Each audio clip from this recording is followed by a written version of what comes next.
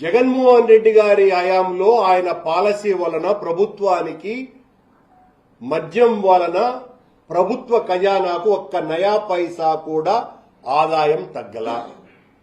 చంద్రబాబు గారు ఇంత పెద్ద ఎత్తున మద్యం అమ్మకాలను చేస్తున్నప్పటికీ కూడా ప్రజలనందరినీ కూడా తాగుబోతులుగా మార్చటానికి ఉద్యమ రూపంలో ఆయన పోరాటాలు చేస్తున్నప్పటికీ కూడా మద్యం అమ్మకాలు పెరుగుతున్న ప్రభుత్వ ఖజానాకు ఆదాయం తగ్గుతున్నది.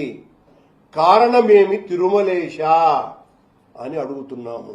కారణం చంద్రబాబు నాయుడు గారు ఆయన పెద్దలు ఈ తెలుగుదేశం పార్టీకి సంబంధించినటువంటి ఈ బ్రాందీ షాపు ఓనర్ల జోబుల్లోకి ప్రతి సంవత్సరము 1000 కోట్లకు పైగా ఈ ఆదాయం పోతున్నది.